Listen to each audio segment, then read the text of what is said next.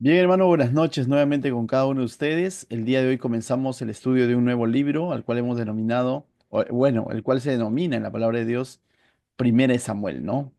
Nosotros le hemos puesto un título curioso, me gusta ponerle ciertos títulos que de alguna manera resuma, por así decirlo, ¿no? El mensaje de todo el libro. Y en esta ocasión le hemos puesto cuando el pueblo pide a Dios, ¿no? Y básicamente eso es lo que vamos a ver, ¿no? Cómo es que el pueblo va a proponer, se va a dejar llevar por lo que estaba ocurriendo a su alrededor en los otros pueblos paganos. Y como todos tenían rey y ellos no tenían rey, ellos van a pedir rey, ¿no? Y ahí Dios de alguna manera va a permitir que se levante el famoso Saúl, ¿no? Pero antes de eso, el libro nos va a mostrar algo más todavía, ¿no? Pero en resumen, vamos a ver las consecuencias de esa iniciativa del hombre, esa iniciativa del pueblo de pedir rey y indirectamente decir no queremos depender tanto de Dios y probablemente estamos viviendo lo que estamos viviendo porque nos falta rey, algo así, ¿no? Como que ellos están teniendo una mejor idea que Dios mismo. Dios sabía cuándo iba a levantar un rey, Dios sabía a quién iba a levantar realmente conforme a su voluntad, pero el pueblo se adelanta y a veces nosotros hacemos lo mismo, ¿no? Bien, para entrar rápidamente al estudio del primer capítulo, veamos un poco el contexto. Si hacemos un recuento, venimos estudiando verso a verso desde el Génesis, ¿no? Los primeros 5 libros de la Biblia lo denominan el famoso Pentateuco, que está conformado por Génesis, Éxodo, Levíticos, Deuteronomio y Números, ¿no? Entonces, pero a partir después de, ya cuando comienza con el libro de Josué, se le conoce ya como los libros históricos de alguna manera, ¿no? El Josué no es parte del Pentateuco. Pero a partir de Josué en adelante, es decir, cuando ellos ya ingresan a la tierra prometida bajo el liderazgo de Josué, se le conoce como libros históricos, ¿no? Y hemos estudiado el libro de Josué, cómo es que Dios introduce a ese pueblo que estuvo esclavo por 400 años en Egipto, cómo es que los introduce a la tierra prometida y les da todo. Literalmente en el libro de Josué vemos la repartición, pero también ahí vemos algo, ¿no? Cómo es que Josué en su liderazgo dependía siempre de Dios, constantemente estaba consultando a Dios, ¿no? Y vemos eso reflejado luego en sus victorias que Josué tuvo, ¿no? Pero le sigue el siguiente libro que era Jueces, ¿no? Y Jueces de comienzo nada más nos dice que cuando murió toda la generación de Josué, cuando muere Josué y muere la generación de Josué, el pueblo se olvidó de Dios. Y en diferentes pasajes del libro de Jueces vemos cómo es que nos dice, ¿no? Y cada quien hacía lo que le parecía, ¿no? En otras palabras, cada quien hacía lo que le da la gana, ¿no? O su voluntad. Y el pueblo ya no está siendo gobernado por Dios. Y todo el libro, todo el tiempo de los jueces, lo que abarca el libro de Jueces, valga la redundancia, es que aproximadamente entre 400 años es un tiempo de anarquía, ¿no? Donde no había un gobierno establecido. Se llama jueces justamente porque Dios levanta, cada vez que el pueblo clama, Dios levanta en su soberana gracia algunos caudillos, algunos líderes para liberarlos de ciertas situaciones, pero estos líderes no eran líderes de todo el pueblo de Israel, eran líderes de determinadas regiones o de determinadas tribus con un propósito específico. Y es más, vemos que estos líderes no tenían nada, o sea, no es que estos líderes eran perfectos, sino eran hombres imperfectos que Dios en su gracia y misericordia los usa, ¿no? Vemos a Gedeón, un hombre cobarde, como es que Dios lo llama y lo usa, ¿no? Mismo Sansón, ¿no? Vimos que Sansón más es de mal ejemplo que de buen ejemplo, ¿no? Y Dios lo usa, ¿no? Y no termina el periodo de los jueces, pero enganchado a eso nada más, junto a ese libro, estudiamos el libro de Ruth. Y Ruth, si también ustedes lo vimos en los primeros capítulos, nos habla del contexto que era el tiempo de los jueces, donde no había rey en Israel, dice, ¿no? Lo que nos está diciendo es, nos está marcando un periodo donde todavía no había reinado. Más que todo, no tanto lo está haciendo como que por eso el pueblo estaba así, no, sino nos está marcando el periodo donde todavía no había reinado en Israel, porque más adelante Israel se va a caracterizar por tener reyes. Entonces, básicamente, cuando el texto en el libro de Ruth nos decía, y era el tiempo donde no había rey en Israel, nos está diciendo que era el tiempo de los jueces. Ese tiempo de anarquía, ese tiempo oscuro, ese tiempo donde el pueblo se había olvidado de Dios, ese tiempo peligroso, ese tiempo de paganismo que estaba viviendo o de idolatría que estaba viviendo el pueblo de Israel. Y ahora, terminamos Ruth, lógicamente una hermosa historia de redención, como es que una historia de amor pareciera entre un hombre y una mujer, pero básicamente está reflejando el amor que tiene Dios por su pueblo, el amor que tiene Dios por ti y por mí, ¿no? Y después de haber estudiado el libro de Ruth, ahora entramos a Primera de Samuel. Primera de Samuel también está ahí justamente terminando el tiempo de los jueces. Por cierto, a Samuel se le va a considerar como el último de los jueces, el último de esos hombres que Dios levanta para tratar con su pueblo de esa manera, ¿no? Porque después de él ya viene el tiempo de los reyes, ¿no? Se va a levantar Saúl, David y Salomón y así sucesivamente, ¿no? Entonces, el libro de Samuel, o al menos estos primeros capítulos, nos va a mostrar ese momento de transición entre la anarquía que había, sin gobierno, sin Dios, sin un líder establecido, esa transición con una monarquía en la que se va a convertir el pueblo de Israel. Una monarquía donde ellos van a ser ahora gobernados por un rey. No por mucho tiempo también, porque luego los reinos se van a dividir, pero nos muestra esa transición entonces, de ese momento oscuro en el que el pueblo no tenía un rumbo, por así decirlo. Ellos proponen un rey y vamos a ver, pues, ¿no? De que ese rey no necesariamente estaba conforme a la voluntad de Dios, ¿no? Entonces, si tuviéramos que hablar un poco del autor de este libro, ciertamente se le atribuye a Samuel, por eso lleva su nombre, pero más adelante vamos a ver que Samuel no escribió este libro, ni primera ni segunda en su totalidad, porque este libro también nos va a relatar la muerte de Samuel y lo que pasa después de la muerte de Samuel. Entonces, aplicando un poco de lógica, ¿cómo Samuel podría seguir escribiendo si ya estaba muerto, ¿no? ¿Cómo puede escribir hechos en el que él ya figura como muerto? Entonces, siendo un poco más precisos, también se considera que parte de la autoría corresponde a Natán, el profeta Natán, es justo el que confronta a David, y a Gad, ¿no? Y eso lo encontramos donde en Primera de Crónicas 29-29, lo voy a leer, si deseas anótalo, dice. Y los hechos del rey David, primeros y postreros, están escritos en el libro de las crónicas de Samuel, dice. ¿Lógico? El libro que vamos a estudiar son las crónicas, los relatos de Samuel, y ahí están, dice, los hechos del rey David. Pero mira lo que dice crónicas, dice.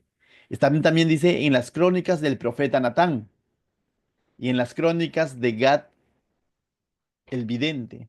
Entonces, o el profeta, ¿no? Entonces, no solo Samuel escribió sobre David, sino también Natán y Gad. Pero tú dices, ¿y dónde están esos libros? Justamente se considera que esas partes está formando parte, valga la redundancia, del libro de Samuel, ¿no? Entonces, si bien es cierto, la autoría se le atribuye a Samuel y también el nombre del libro, pero también tuvo colaboración del profeta Natán y Gad, sobre todo cuando ya Samuel muere, ¿no? Entonces... Un versículo clave que nos va a ayudar a entender todo el libro, por así decirlo, o que constantemente lo vamos a estar citando, son tres en realidad. Está en 1 Samuel capítulo 8, verso 7. Si lo puedes buscar, me sigues la lectura, ¿no? 1 Samuel capítulo 8, verso 7. Entonces, 1 Samuel capítulo 8, verso 7, 8 y 9. Mira, dice. Y dijo Jehová a Samuel, vamos a llegar en algún momento a ese versículo para explicarlo, pero mira lo que sucede, ¿no? Dice, y dijo Jehová a Samuel, oye la voz del pueblo en todo lo que te digan, porque no te han desechado a ti, sino a mí me han desechado, para que no reine sobre ellos. O sea, el pueblo de Israel no tenía necesidad de un rey, ellos tenían que reconocer, si su propio nombre lo dice, ¿no? Israel significa gobernado por Dios. O sea, ellos tenían que haber entendido de que el que los va a gobernar es Dios tal como Dios lo había establecido y lo había prometido, ¿no? Dios había establecido un tabernáculo, en el tabernáculo iba a estar el sumo sacerdote, iba a haber un sacerdocio, y vimos de alguna manera de la mano de cómo es que Dios levantó a Moisés y después Moisés a Josué como ese líder político, militar, pero también Josué no estaba solo, sino había un sumo sacerdote que lo acompañaba, ¿no? Este, Eleazar, y después de Eleazar estuvo su hijo Fines. Entonces, de alguna manera Dios había diseñado de esa manera, pero ellos ¿qué hacen? Rechazan al sacerdocio, rechazan el tema del tabernáculo, cómo es que Dios lo había levantado, los propósitos para que lo había levantado, y comienzan a imitar lo que hacían los pueblos vecinos en la que ahora ellos estaban habitando, ¿no? Y comienzan ahora, llegan al punto de decir, Samuel, indirectamente, ¿no? No te necesitamos a ti, queremos rey. Entonces Samuel consulta a Dios y Dios le responde, ¿no? Justamente en este versículo que estoy leyendo. Y dijo Jehová a Samuel, oye la voz del pueblo en todo lo que te digan, porque no te han desechado a ti, sino a mí me han desechado, dice Dios para que no reine yo sobre ellos. Verso 8. Conforme a todas las obras que han hecho desde el día que los saqué de Egipto hasta hoy, dejándome a mí y sirviendo a dioses ajenos. Así hacen también contigo, le dice Dios a Samuel, ¿no? Ahora pues oye su voz, mas protesta solamente, solemnemente contra ellos y muéstrales cómo les tratará el rey que reinará sobre ellos. Entonces, Dios de alguna manera en su soberanía permite que se haga lo que el pueblo está proponiendo, ¿no? Estaban proponiendo tener un rey. Y lógicamente la historia continúa, se va a levantar Saúl. Pero básicamente ese es el versículo clave de alguna manera para entender qué tiempos estaban viviendo o qué tiempos nos está relatando este libro de Primera de Samuel, ¿no? Tiempos al igual que el de los jueces, ¿no? Tiempos en el que el pueblo se ha olvidado de Dios, pero ahora sale con una propuesta, queremos rey, ¿no? Quieren un rey ellos. Y ese rey tiene que ser de entre los hombres, ¿no? No quieren que Dios gobierne su vida quieren depositar su confianza en un líder material, por así decirlo. Y se están olvidando que tienen a alguien superior, al Creador, a Jehová de los ejércitos. Se están olvidando de todo eso y indirectamente están rechazando a Dios. Se asemeja muchas veces a ciertas etapas de nuestra vida, porque en algún momento nosotros hemos estado en esa situación, ¿no? Como que queremos las cosas concretas para creer, ¿no?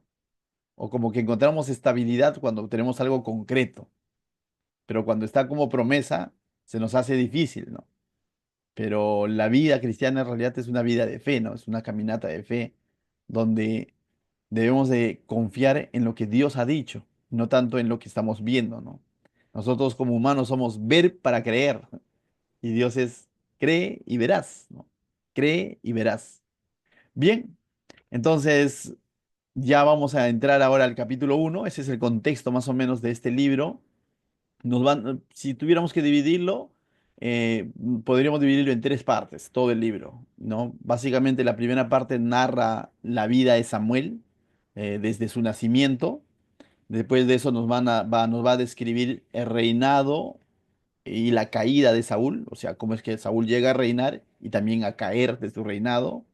Y luego la tercera parte nos va a describir cómo es que Dios elige y prepara al rey conforme su corazón, es decir, a David, ¿no? Entonces, todo el libro lo podemos dividir en tres partes, tres grandes partes. La vida de Samuel, la vida de Saúl y parte de la elección y preparación de la vida de David, ¿no? Lógicamente, el segundo libro, que es Según de Samuel, nos va a hablar un poco más ya sobre el reinado de David, ¿no? Pero bien.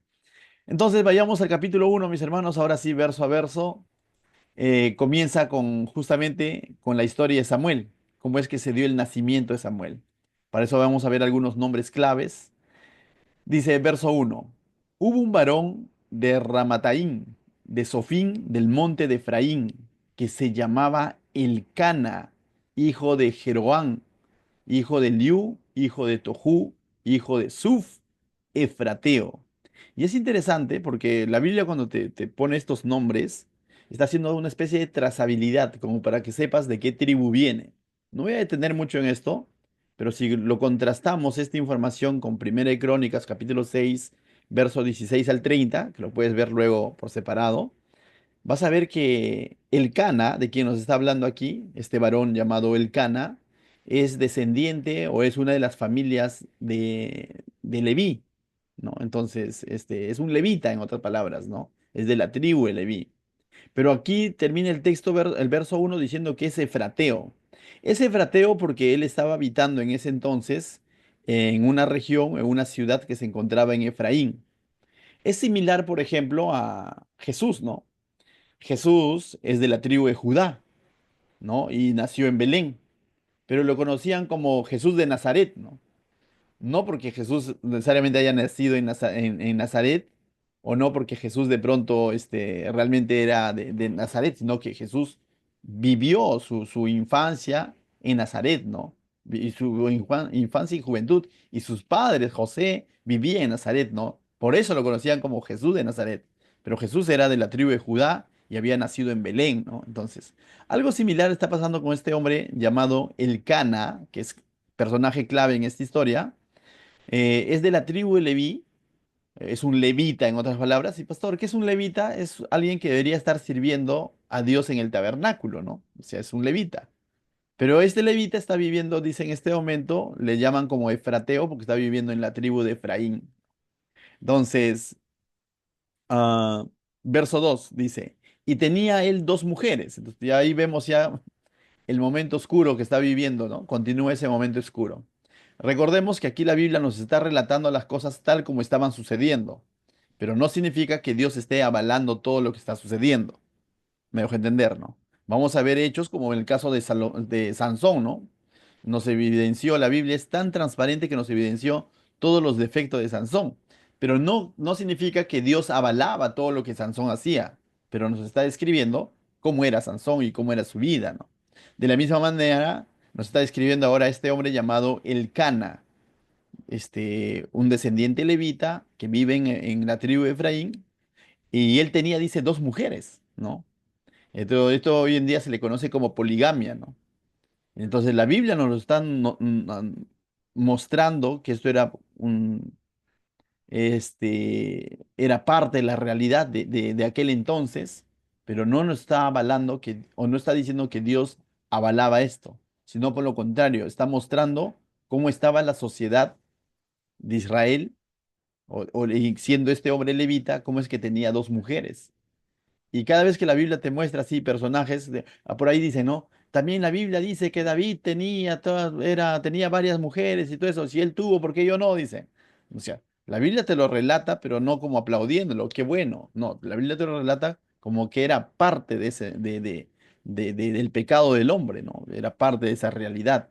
Y casi siempre que vemos esas historias basadas en poligamia o en un hombre que tuvo dos mujeres, y Dios en medio de su misericordia incluso termina usando esos personajes, pero también vemos que esos personajes tuvieron grandes problemas familiares. David, por ejemplo, más adelante, por más que haya tenido victorias como rey y como valiente y todo, pero familiarmente vamos a ver un caos su familia, justamente porque él vivía en esa poligamia, ¿no? Lo mismo sucede con su hijo Salomón, ¿no? En sus últimos días, a pesar de que era el hombre más sabio, más rico de aquel entonces, ¿no? Como rey de Israel, justamente producto de su poligamia, termina mal sus últimos días, ¿no? Entonces, eso es bueno aclararlo, mis hermanos, porque a veces por ahí vienen personajes que quizás no están familiarizados con la Biblia y cuestionan, ¿no? Y dicen, no, como que si Dios avalara, como que si Dios hubiese dado like a ese tipo de situaciones. Eh, Cuando llega, dice, a los tiempos de Jesús, ¿te acuerdas que se acercan los fariseos y le hacen a sus discípulos, también le preguntan sobre el divorcio y todo lo demás? Jesús fue claro y contundente cuando dijo que en el principio no fue así, sino que también en el principio Dios dijo, por tanto dejará el hombre a su padre y su madre y se unirá a su mujer, habló en plural, en singular, y serán una sola carne, ¿no? Y incluso ahí de donde termina varón, mujer, y nos está hablando en singular, una sola carne. Entonces, el Señor Jesús es claro y después dice que todo lo demás sucede, divorcio y todo lo demás, por la dureza del corazón del hombre, que es distinto, ¿no? Y con eso está evidenciando por el pecado que hay en el hombre, ¿no? O sea, duro de corazón, ¿no? Entonces, es bueno aclararlo porque este personaje, a pesar de que tenía dos mujeres, vamos a ver que él va a llegar a tener en otras palabras, va a terminar siendo el papá de Samuel, el profeta que Dios va a usar, ¿no? O el juez el último juez que Dios va a usar. Entonces dice, este hombre tenía dos mujeres, verso 2. El nombre de una era Ana y el de la otra era Penina, ¿no? Entonces dice, y Penina tenía hijos, mas Ana no los tenía. Entonces vemos que este hombre tenía dos mujeres, Ana no tenía hijos, y al mencionarlo primero, dicen algunos, es porque se consideraba que era la primera esposa. Y es muy probable que al ver su frustración de no poder tener hijos con su primera esposa, este se hizo de una segunda esposa, ¿no? Entonces, algo así, ¿no? Me recuerda un poco a Abraham, ¿te acuerdas? Que tenía a Sara y el no esperar, y Sara misma le propone, ¿no? Ahí está, toma tu esclava, ¿no? Y termina llegándose a Agar y teniendo un hijo llamado Ismael, ¿no? Abraham. O sea, entonces acá este hombre algo similar, ¿no? Tenía a su esposa Ana, pero también a Penina. Penina le dio hijos, mas Ana no tenía hijos, era estéril probablemente, ¿no? Entonces, am, y esto le va a traer problemas, mira. Dice el verso 3: y todos los años que aquel varón subía de la ciudad para adorar y para ofrecer sacrificios a Jehová de los ejércitos en Silo. Y aquí vemos justamente un reflejo de la sociedad de aquel entonces. Este era un hombre levita, estaba viviendo en Efraín, ¿ya? No estaba de alguna manera cumpliendo su función alrededor del tabernáculo, pero sí cada año él era fiel religiosamente, subía a adorar a Dios. Pero en la vida práctica vemos que estaba cometiendo poligamia, estaba teniendo dos esposas. Pero sin embargo, no se olvidaba de su sacrificio anual que tenía que llevar. Y tú dices, hoy día podríamos decir, ¿no? Qué descarado se pasa. A veces nosotros caemos en eso. Quizás no en esa magnitud, pero a veces caemos en eso. Los domingos somos fieles y venimos y cantamos a Dios y nos congregamos, pero en el día de semana quizás en nuestra vida práctica estamos de pronto cediendo en ciertas cosas. Ah, no, pero yo no llego a tener dos mujeres. Sí, pero pecado es pecado, ¿no? Entonces, y eso es como que incongruente, ¿no? Los domingos estoy cumpliendo con mi servicio al Señor, mi sacrificio para el Señor, mi adoración para el Señor, pero en el día a día probablemente estoy como el Cana, ¿no? No con dos mujeres, pero sí con un pie en el mundo y con un pie en las cosas de Dios, y eso no está bien. Entonces, esto es un reflejo de lo que sucedía en aquel entonces. Y hoy en día, ¿la iglesia realmente ya estará perfecta? No. Se ve que también de alguna manera a veces caemos en eso, que no es lo ideal, definitivamente, que no debería ser así, definitivamente. Ahí justamente viene la palabra de Dios que nos está y espero que en este momento nos esté confrontando diciendo, necesitas consagrarte totalmente a Dios. No solo como el cano una vez al año, o no solamente un día a la semana, que es llamado domingo, sino todos los días. Entonces este hombre dice, para ofrecer sacrificios a Jehová de los ejércitos en Silo, aquel entonces el tabernáculo, durante todo el tiempo de los jueces, durante el tiempo de Josué también el tabernáculo en un principio fue establecido en Silo. Más adelante, con David, el rey David, va a ser llevado el tabernáculo ya a Jerusalén, recién, ¿no? Pero durante todo este tiempo estaba establecido en Silo, ¿no? Entonces dice, donde estaban y en este tabernáculo, mira, estaban sirviendo dos personajes de quien no vamos a hablar mucho hoy, o tres personajes, pero más adelante sí vamos a detallarlos en los siguientes capítulos, dice, donde estaban dos hijos de Elí. Elí era el sumo sacerdote que estaba de alguna manera a cargo del tabernáculo y sus dos hijos estaban ahí sirviendo como sacerdotes. Uno de ellos dice se llama Ofni y el otro se llama Fines. Acuérdate de estos dos nombres, porque en los siguientes estudios vamos a ver y también nos va a mostrar a qué tan bajo habían caído incluso los sacerdotes, tanto así que estos personajes, estos dos hijos de Elí, van a terminar, por así decirlo, ¿no? Burlándose de las cosas de Dios, comiendo lo que no deberían de comer, comiendo los sacrificios que deberían ser consagrados para Dios, y van a estar envueltos en temas con mujeres y todo lo demás, siendo sacerdotes. Nuevamente, si la Biblia nos está relatando una realidad, mas Dios no lo está avalando, más bien por lo contrario, eso va a traer consecuencias al mismo Elí, ¿no? Entonces, Elí era el sumo sacerdote y sus dos hijos eran sacerdotes de Jehová. Mis hermanos, hoy en día cualquiera podría hacerse llamar y decir, soy siervo de Dios. O digámoslo de otra manera, soy pastor, soy predicador, soy evangelista, cualquiera. puede autodenominarse y hacerse llamar. Pero realmente Dios sabe quién y quiénes, en plural, están siendo su función y están siendo realmente íntegros y haciendo las cosas para Él y no con otros intereses, con otras motivaciones. Pero hay. Y cuando el escándalo sale a la luz, muchas veces dicen, ah, y era pastor. Y el mundo es mucho más cruel todavía para acusar, ¿no? Tú has visto noticieros quizás donde sale pastor evangélico, hace tal cosa, ¿no? Hermano, era hermano y hace tal cosa. O sea, el mundo lo va a apuntar, ¿no? Así lo va a exhibir, ¿no? Y uno se sorprende, ¿no? Pero eso ha sucedido también antes, ¿no? Como estos dos personajes de que vamos a hablar más adelante. Entonces, mis hermanos, ¿por qué Dios lo pone allí? Porque Dios es veraz con su palabra. Está mostrando una realidad. Pero al mismo tiempo, ¿de qué sirve para nosotros? De advertencia. Sirve de advertencia para nosotros, incluso de los malos ejemplos, se aprende. Cuando yo escucho por ahí, me entero de algún otro escándalo, digo, Señor, guárdanos de que nuestra iglesia no caiga en esto.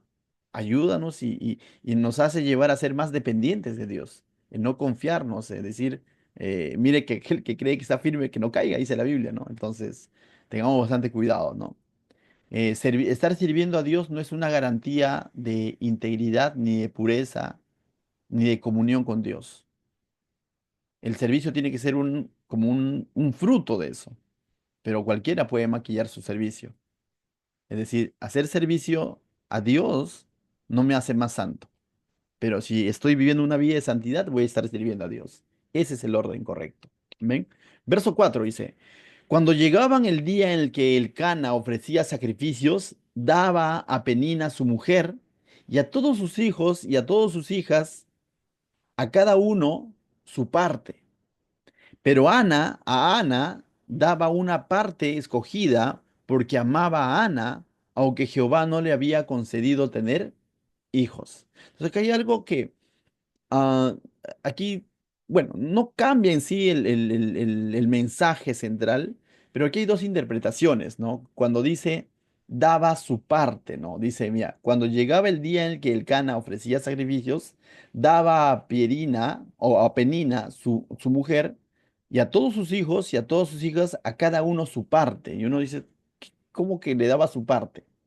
Recordando un poco Levíticos, que ya hemos estudiado tiempo atrás, 2 años atrás quizás, recordemos que hay cierto tipo de sacrificios o cierto tipo de ofrenda o holocausto que se presentaba a Dios y que ciertas partes del animal tenía que ser totalmente consumido para Dios, otra cierta parte podía ser consumido por el sumo sacerdote que estaba haciendo el servicio, pero otra cierta parte podía comerlo el que estaba llevando el sacrificio.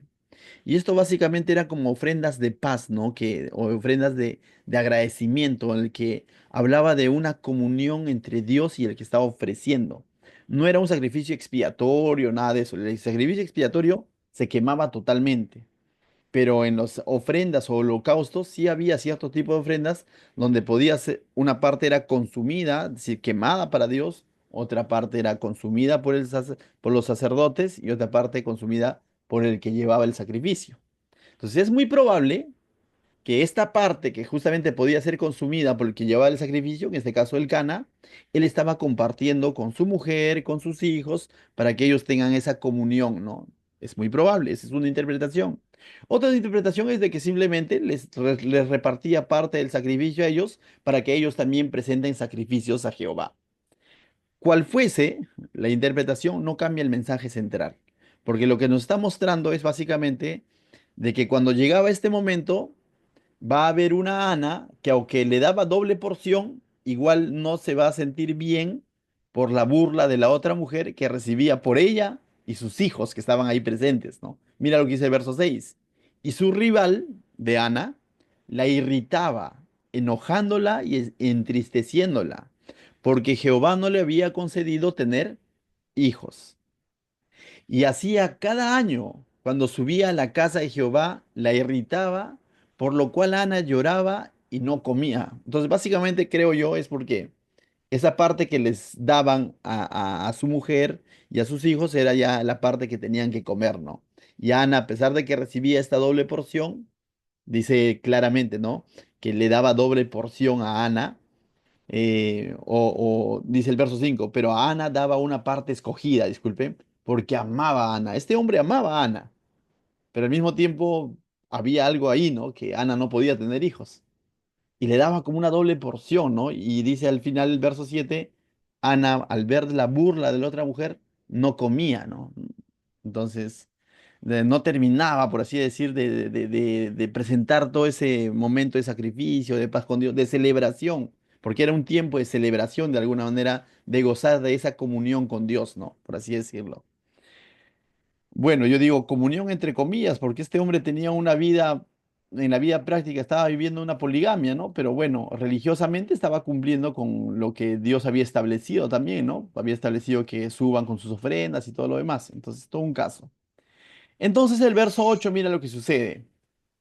Dice, y el Cana, su marido, le dijo a Ana, ¿por qué lloras? Lógicamente Ana está llorando porque no tiene el hijo, ¿no?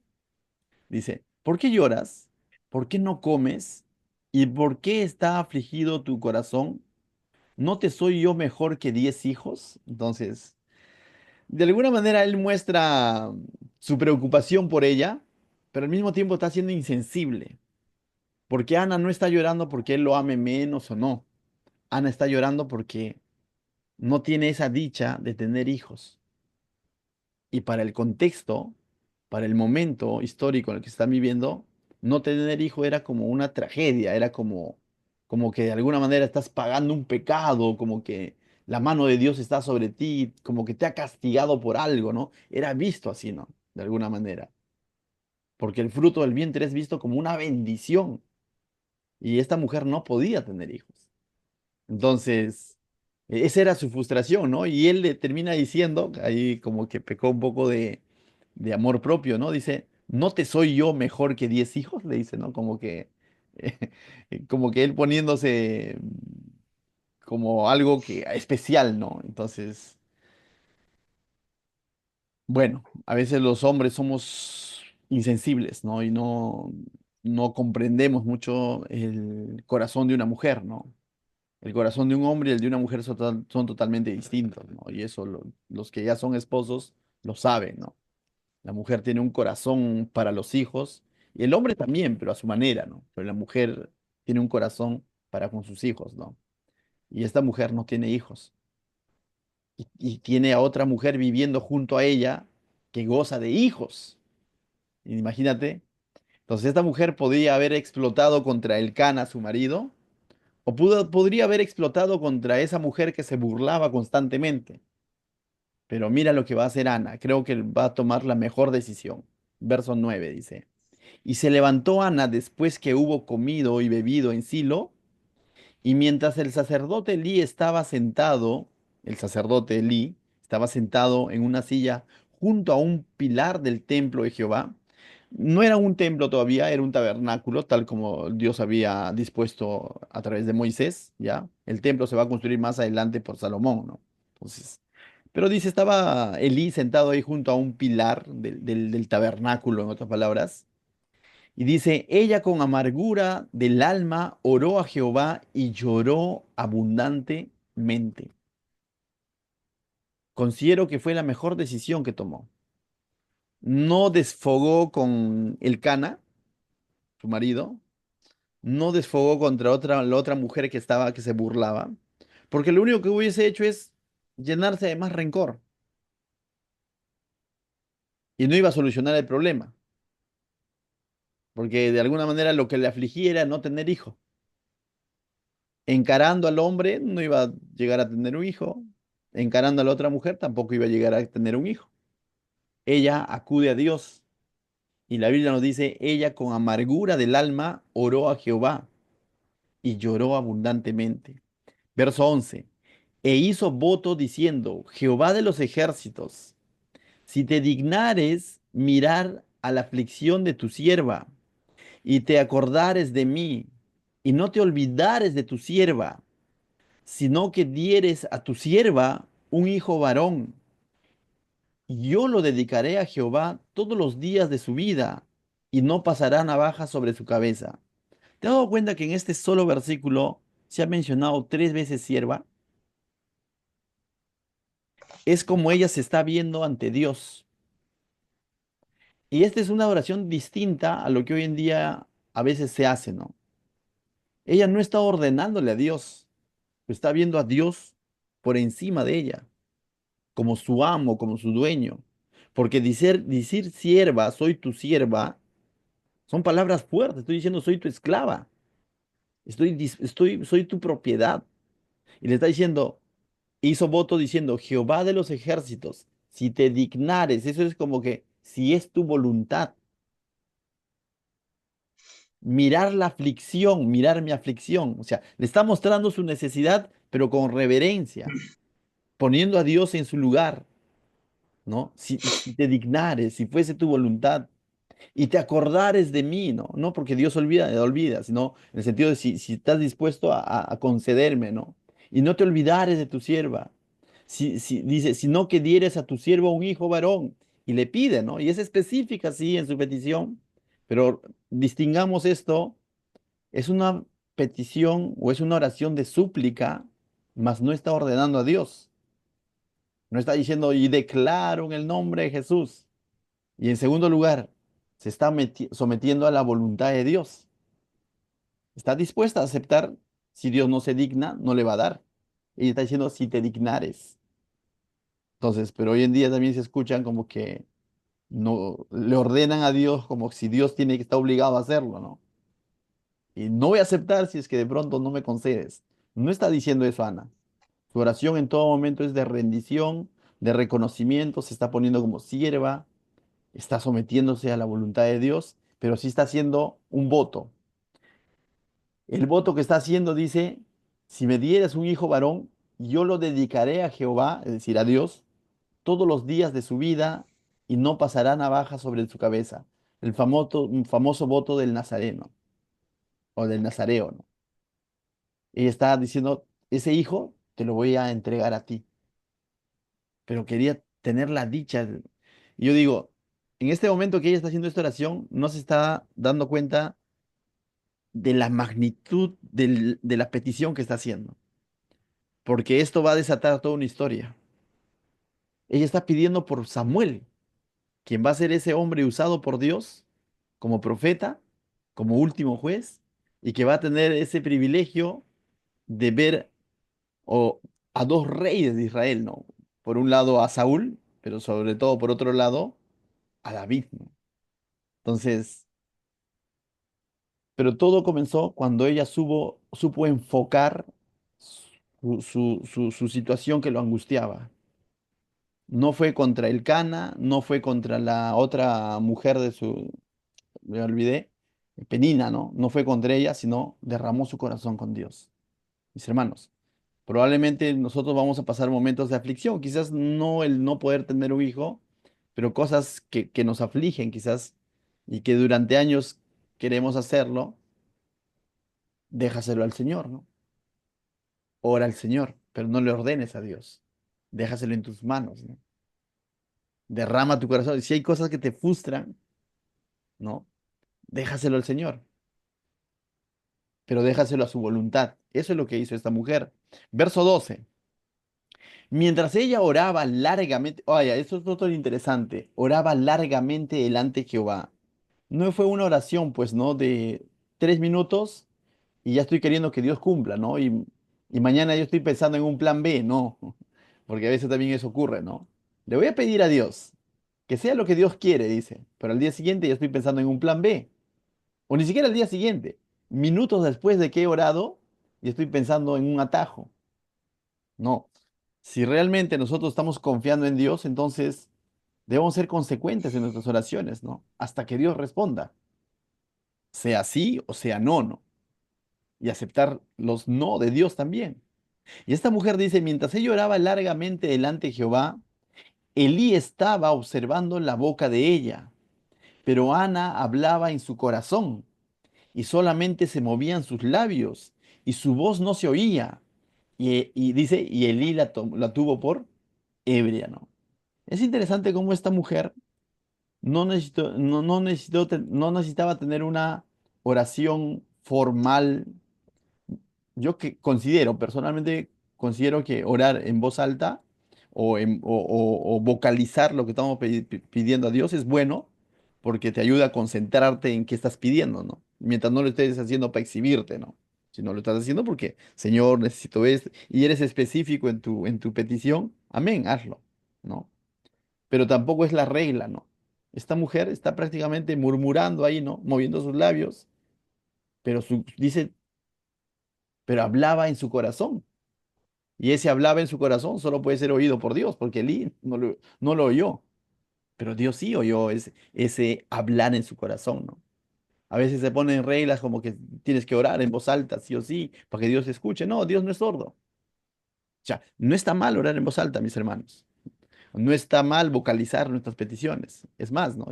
Yo aconsejo que si vamos a orar de noche, no lo hagas en tu cama porque dentro de unos segundos vas a estar durmiendo, ¿no? Si no, si realmente pretendes orar, preferible siéntate en un lugar, no te pongas tan cómodo y ora a Dios, ¿no? Porque si lo vas a hacer con tu almohada ahí detrás, esa oración va a durar 30 segundos porque de pronto ya va a estar soñando, ¿no? Y no es así. Pero volviendo al contexto, esta mujer está derramando su corazón, está hablando en su corazón y Dios va a escuchar su corazón. Pero Elí no. Elí dice, la tuvo por ebria. Verso 14 dice, entonces le dijo Elí, ¿hasta cuándo estarás ebria? Digiere tu vino, le dice. Es interesante esto, porque pareciera que era normal que se embriaguen, y recordemos que están en el tabernáculo, están llevando un sacrificio, Elí está ahí presente, el gran sumo sacerdote, y él no la está reprendiendo, no le está diciendo, "Sabe que no puede estar ebria en este lugar", no, sino le está haciendo una pregunta, ¿hasta cuándo estarás ebria? En el caso que hubiese estado ebria, pareciera que era normal en los tiempos de los jueces, incluso que se embriaguen en ese lugar, ¿no? Por eso dice, digiere tu vino, le dice, ¿no? Ya, digiere tu vino, estás ebria. Pero Ana va a aclarar que no es así, ¿no? Pero al mismo tiempo nos muestra cómo estaba la situación en aquel momento, ¿no? Y Ana le respondió diciendo, no, señor mío, no soy yo una mujer atribulada, no, yo soy una mujer atribulada de espíritu. No he bebido vino ni sidra, sino que he derramado mi alma delante de Jehová. No tengas a tu sierva por una mujer impía, porque por la magnitud de mis congojas y de mi aflicción he hablado hasta ahora. Entonces ella aclara, ¿no? Pero también me gusta eh, lo siguiente, ¿no? Elí definitivamente está pensando mal de ella, pero vemos cómo es que ella tenía ese respeto por el sumo sacerdote, ¿no? Y le está respondiendo con ese respeto, ¿no? No le está diciendo, "Oye, ¿qué te crees tú? ¿Por qué me dice que estoy ebria?" No, sino, Señor mío. ¿Te has dado cuenta? Dice, yo soy una mujer atribulada. No pienses así de tu sierva. No tengas tú a tu sierva por una mujer impía. ¿Te das cuenta? Entonces vemos ahí el corazón de Ana, de alguna manera, esa sumisión, ¿no? Y ese reconocimiento de las autoridades puestas por Dios, de alguna manera, ¿no? Eso a veces se ha perdido hoy en día, ¿no? O sea, yo soy partícipe que en las cosas del Señor, la iglesia, no debería haber jerarquías, pero sí respeto, ¿no? Pero sí la honra, horizontal sobre todo, ¿no? Y Pablo en Timoteo y en su libro de Tito habla de eso, ¿no? De la honra, ¿no? Sí, de alguna manera, pero a veces se ha perdido, mis hermanos. Y vemos aquí esta mujer, más allá de que si Elí estaba equivocado definitivamente, pero vemos cómo es que no está siendo descortés ni está deshonrando al sumo sacerdote por haberse equivocado en su juicio de que pensando que ella estaba ebria, ¿no? Voy a poner un ejemplo, espero que no. Hermana o hermano, me parece que esto estaba haciendo. Pastor, ¿qué tiene usted? ¿Está pensando mal de mí? Entonces digo, estoy preguntando nada más, ¿no? Entonces, a veces eso habla de humildad. Esta mujer era humilde, pero el orgullo a veces a nosotros, si alguien de pronto viene, ¿no? Oye, o incluso al revés puede ser, ¿no? Hermanos, tengan toda la confianza si en algún momento ven, eh, no sé, ¿no? Aspectos de mi persona que estoy haciendo mal y me lo dicen. Imagínate que yo responda diciendo, oye, ¿con quién crees que estás hablando? Yo soy el pastor. No, porque eso estaría revelando mi total orgullo, ¿no? Porque justamente ahí es donde el Señor prueba nuestra humildad, ¿no? De cómo escuchamos el consejo e incluso cómo escuchamos la crítica de mi hermano o de mi hermana, ¿no? Y si mi hermano y mi hermana está equivocado, tranquilo, acláralo, como Ana. ¿Qué hizo Ana? No se valentonó, sino lo que fue, dice, Señor mío, no pienses así de tu sierva, no me tomes por mujer impía. Yo estoy congojada, estoy afligida. Entonces, hay un punto que aprender de Ana, la humildad de cómo ella aclara la situación. Amén. Entonces dice, Elí respondió y dijo, ve en paz y el Dios de Israel te otorgue la petición que te ha hecho. Entonces Elí acá como que entra en, por así decirlo, ¿no? Como entra en razón y le dice, oh, ve en paz, ¿no? Esperemos que Dios responda a tu oración. Y definitivamente Dios va a responder, ¿no? Y ella lo va a tomar esto como una palabra de Dios, mira. Lo va a tomar como una palabra de Dios, porque mira, lo dice el verso 18. Y ella dijo, halle tu sierva gracia delante de tus ojos. Es decir, lo que tú has dicho espero que se cumpla, ¿no? Y se fue la mujer por su camino y comió y no estuvo más triste. Esta es una muestra de que ella había creído en la oración que había hecho y de alguna manera estaba tomando la respuesta del día que Dios otorgue la petición que has hecho, lo estaba tomando como que una respuesta de parte de Dios de que esto va a ocurrir. No en ese instante, probablemente tomó meses, no sabemos si años, ¿no? O días, quizás semanas, pero ya no se va, dice, más triste.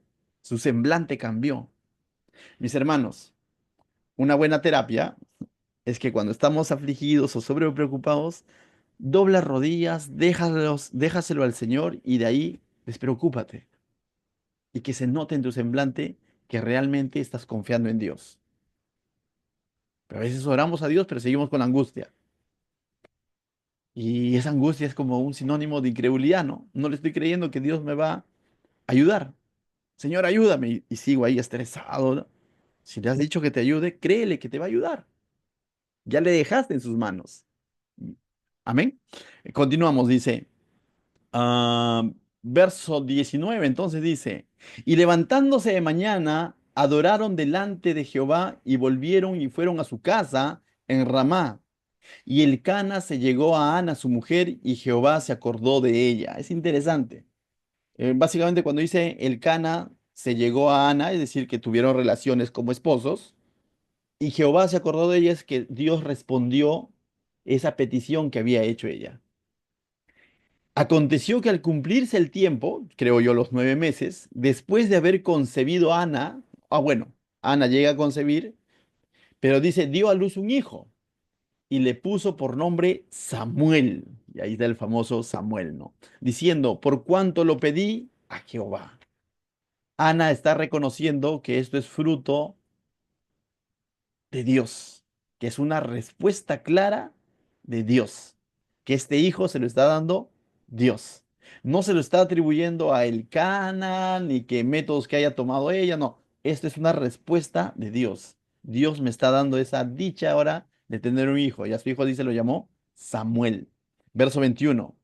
Después subió el varón Elcana con toda su familia para ofrecer a Jehová el sacrificio acostumbrado y su voto, es decir, lo que hacía año tras año, ¿no? Nuevamente este Elcana, bien religioso, ¿no? Porque tenía doble esposa, pero estaba haciendo sus cosas fiel con sus sacrificios a Dios, ¿no? Dice, pero Ana no subió, sino dijo a su marido, yo no subiré hasta que el niño sea destetado, para que lo lleve y sea presentado delante de Jehová y se quede allá para siempre. Quizás lo has leído en muchas oportunidades este texto, pero si te pones en la posición de una mamá, esto realmente es un desprendimiento total y un reconocimiento de que Dios y que en las manos de Dios va a estar mucho mejor el niño y también al mismo tiempo es un cumplimiento de una promesa. Va a dejar a su niño recién destetado, aproximadamente entre 3 y 4 años para la época, en ese lugar para siempre. Lo va a dedicar para Dios. O sea, hoy en día yo creo que una mujer que no haría eso, ¿no? Sí, me imagino, digo, Sofi, tienes que llevar, dice, al templo a Hakan y déjalo ahí. Guau, o sea, como que... Pero esta mujer está reconociendo realmente que ese hijo se lo ha dado Dios. Y creo que Dios le está dando esa capacidad de desprendimiento, ¿no? Definitivamente, porque Dios tenía un plan mayor en la vida de Samuel, ¿no? Va a hacer cosas Dios para con su pueblo, ¿no? De tal manera que esta respuesta que Dios ha dado a Ana no solamente es una bendición para Ana, va a ser una bendición para el pueblo, porque Samuel va a ser de bendición para el pueblo, va a servir a Dios y va a traer palabra directa del mismo Dios. O sea, Dios va a hablar a través de Samuel al pueblo. Entonces, todo esto es un cumplimiento de un plan mayor que Dios tenía ahí, ¿no? Y Ana está siendo privilegiada, una mujer que no podía tener hijos, pero doblegó su corazón, derramó su corazón ante Dios, sin entender todo lo que Dios iba a hacer, mis hermanos.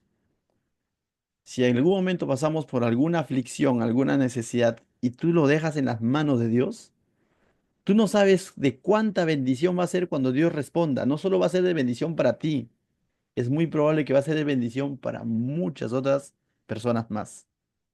Y eso que ahora nos aflige y lo llevamos a la presencia de Dios en oración, esa respuesta, créeme, va a ser bendición no solo para ti, va a ser bendición para muchos otros más. Verso 22 dice, pero Ana no, bueno, 23, ¿no? El Cana, su marido, respondió, haz lo que bien te parezca, le dice a su esposa, ¿no? Quédate hasta que lo destete, solamente que cumpla Jehová su palabra. Y se quedó la mujer y crió a su hijo hasta que lo destetó, ¿no? Entonces, verso 24. Después que hubo destetado, lo llevó consigo con 3 becerros, un efa de harina. Un efa de harina es una medida de harina, ¿no? Que aproximadamente eran entre 35 a 37 kilos, si no me equivoco y una vasija de vino, y lo trajo a la casa de Jehová en Silo, es decir, al tabernáculo. Y el niño era pequeño. Un niño pues de 3 años está comenzando a caminar, ¿no? Y matando el becerro, trajeron al niño a Elí, quien era el sumo sacerdote, ¿no? Y ella dijo, oh Señor mío, vive tu alma, Señor mío. Yo soy aquella mujer que estuvo aquí junto a ti orando a Jehová. Por este niño oraba, dice, ¿no? Y Jehová me dio lo que le pedí. Yo pues lo dedico también a Jehová todos los días que viva. Será de Jehová y adoró allí a Jehová. Entonces en esta última parte vemos a esta mujer llamada Ana cumpliendo lo que había prometido. ¿Cuántas promesas huecas le hemos hecho a veces a Dios y no lo hemos cumplido? ¿Te ha pasado? El libro de Eclesiastés dice que si no vas a cumplir, mejor no prometas. O sea, no prometas. Pero a veces hacemos esas famosas promesas a Dios, ¿no? No es que esté mal prometer, ¿ah? Si tú quieres prometer y vas a cumplirlo, dale. Pero si no vas a cumplirlo, mejor no prometas, dicen. O compromisos que hacemos para con el Señor, ¿no? ¿Cuántas veces a veces, yo lo digo así, ¿no? Me ha pasado, me quiero incluir. Quizás cuando tenemos un jefe terrenal en el trabajo, qué sé yo, o va a haber descuento, qué sé yo, cumplo mi compromiso, ¿no? Porque si no me descuentan o si no me llaman la atención. Y a veces sabemos que Dios es bueno, es misericordioso, ¿no? Y nos vamos para ese lado. Y decimos, ah, bueno, Dios me va a perdonar. Pero no lleguemos al extremo de la irreverencia o de la deshonra, decir, bueno, como es para Dios, lo dejo en un segundo plano. Que no caigamos en eso. Dios es un Dios de misericordia, pero también es un Dios santo. Es el Todopoderoso. Es nuestro Señor. Y tratemos de cumplir nuestros compromisos con Dios, ¿no? Si me he comprometido a servirle a Dios, tomémoslo como tal, con la seriedad del tal. Eh, Se los he contado quizás en la iglesia en alguna ocasión. En algún momento pasó por mi mente renunciar al ministerio, ¿no? No porque había un pecado, sino por frustraciones, quizás, laborales y todo lo demás, falta de tiempo, creo que no estoy haciendo bien mi trabajo, y pasaban por mi mente, ¿no? Pero decía, pero alguien me había enseñado que si has hecho tu compromiso con Dios, ¿acaso Él no te va a ayudar? Si Dios te ha llamado, Él no te va a sustentar. Si Dios te ha llamado, Él no te va a acompañar. Entonces, siempre eso ha pasado por mi mente, ¿no? Y gracias, le doy gracias a Dios que finalmente no ha permitido que tome esa burrada de decir, Señor, no, no va más esto, ¿no? Sino, y le doy gracias a Dios realmente. Pero, mis hermanos, nuestros compromisos con Dios, tomémoslo en serio, ¿no? No es un juego servir a Dios. Tomémoslo con seriedad, ¿no? Y dice, y lo que hagamos, si la Biblia dice que todo lo que hagamos, hagámoslo como para Dios, poniéndonos a Dios como el estándar más alto, ¿no? Pero a veces hacemos las cosas bien para el hombre y para Dios, bueno, Dios perdona. Bueno, Dios va a comprender, ¿no? En el trabajo donde estamos, se ha determinado una hora de ingreso, ¿no? Después de esa hora hay una pequeña penalidad. Es un acuerdo de docentes, donde pagamos una penalidad si es que llegamos tarde. Y la gente se esmera por llegar temprano, porque si no va a pagar su cuotita ahí, ¿no? Deja. Y a veces eso se hace en el trabajo y tienen temor a pagar su cuota, ¿no? Gracias a Dios estoy invicto. Un solo día que perdí mi invicto hasta hoy día, por temas más que todo del vehículo, un solo día, en estos meses que he llegado tarde, por así decir, un día, por 2 minutos. Pero a lo que yo voy es, pero ¿cómo vemos eso para con las cosas de Dios, por ejemplo? Nuestra puntualidad para con las cosas del Señor. El servicio es a las 6:30. ¿A qué hora llego? Mi compromiso es llegar a las 6:30 o antes. Llego a las 7:15, 7, 6:35. Bueno, Dios perdona, ¿no?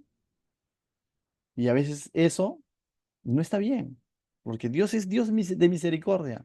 Ana podría decir, Señor, ya me diste mi hijo, pero déjame quedarme con él, pues. Igual tú eres de misericordia. Ana cumplió en lo que ella se comprometió. Si te comprometes con el Señor, mis hermanos, cumple con el Señor. Y no digo de comprometerte con el pastor, no, sino con el Señor. Amén. Cuando realmente quizás ya es imposible que lo cumplas, Dios te va a dar paz. Dios te va a dar paz. Cuando realmente, créeme, yo luchaba mucho con esto. A veces cuando me faltaba el tiempo o iba a llegar tarde, a mí me costaba suspender los estudios. ¿No? Me costaba. O sea, poner un mensaje ahí diciendo, hermanos, no vamos a poder tener servicio, porque estaba como que sentía que le estaba teniendo, faltando a Dios. Y sigo pensando así, pero hay situaciones en las que se presentan, en las que ha aprendido a reconocer que cuando Dios te da paz es porque es así. Pero si tú sabes que le estás haciendo por una negligencia tuya o porque, bueno, por tu comodidad, entonces no va a haber esa paz. Esa paz va a haber cuando realmente las circunstancias no permitan que le puedas cumplir en lo que te has comprometido, ¿no? Amén. Entonces, mis hermanos, como aplicación final de este capítulo, si estás afligido en algún momento, o estás quizás en este momento afligido, ríndete ante Dios y déjaselo en las manos de Dios, a Loana. Hay cosas que quizás tú no puedes resolver, déjaselo en las manos de Dios. Él va a responder. Segundo, no necesitas hacer un voto del Nazareno para consagrarte a Dios. Ahí, con tus propias palabras, con tus propios labios, puedes consagrarte a Dios, decirle, Señor, quiero consagrarte en mi vida. Quizás no le prometas tantos años, no, pero dile, quiero consagrarte en mi vida. Quiero dedicarle mi vida a ti. Quiero que tú seas mi Señor. Y en tercer lugar, cumple tu promesa. Cumple tu compromiso, incluso con las personas. Eso habla de mucho de testimonio también. A veces nos comprometemos en cosas y no cumplimos. Más todavía si son personas que no conocen a Dios, porque se van a decepcionar y van a decir que este no era cristiano, no cumple lo que se promete, no cumple su compromiso y vamos a quedar mal, pues, ¿no? ¿Qué tal si oramos? Padre, te doy gracias, Señor, esta noche por tu preciosa palabra, Señor. Gracias porque nos ministras, nos hablas, Señor, al corazón, Señor. Ayúdanos a ser como Ana, Señor, humildes, Señor.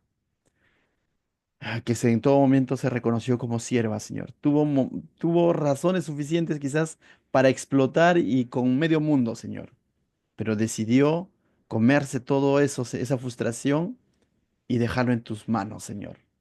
Ayúdanos a imitar eso de Ana, Señor. Te lo pido en el nombre de Jesús y que la gloria, la honra sean para ti, mi Dios.